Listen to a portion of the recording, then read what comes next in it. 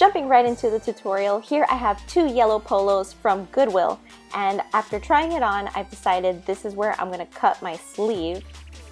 And if yours has a band like mine, just cut it off so you can make a pattern much easier.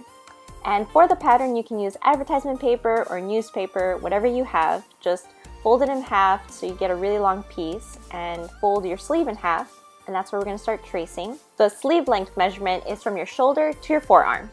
So get that measurement, that is how far down you go. Then you measure around your forearm, cut that in half, and that's going to be where you mark it right there. Connect all your dots together, and then I drew a curved line so it fits Brennan's arm a lot better. So you should have a pattern that looks like this. You might get hungry during this process, so make sure you feed yourself. Next, you want to cut out the sleeve. So to do that, you want to pin your pattern down on some white fabric, and you want to trace around it with some chalk or a pen or something. Then cut it out, but make sure you leave a 1/2 inch seam allowance. Now to add that little stripe detail, I'm using the bottom of my polo, and I'm placing the strip down, making sure it's right in the middle of my sleeve, and I'm just pinning it down so I can stitch it.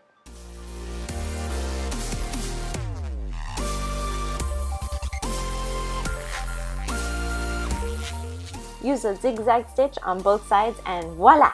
There you have it. You want to take the right sides together and stitch it up so you get that sleeve. Do it twice so you get 2.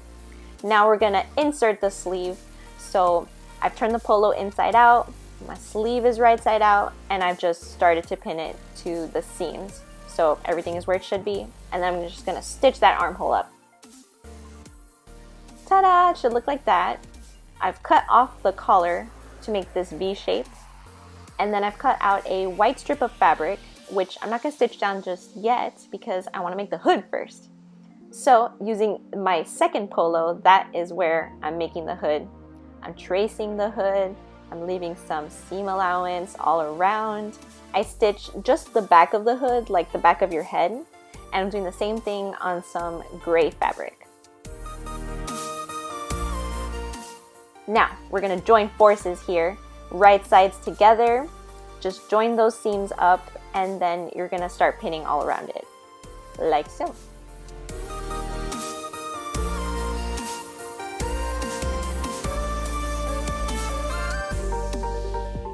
So now you just want to stitch along the opening of the hood right there, turn it right side out, and I've attached it to the hood like this by folding under the seam allowance, and I'm just going to stitch along those pins. And I'm also stitching that white strip that you saw earlier, and I've included it in the stitching. And I've stopped it right at the shoulder. Because I wanted this costume ready for an anime convention, I was working double time that night that I filmed this. So from here on out, I'm just going to show you how I pieced everything together. So for the front pocket, I've cut out a trapezoid and used some bias tape, like so.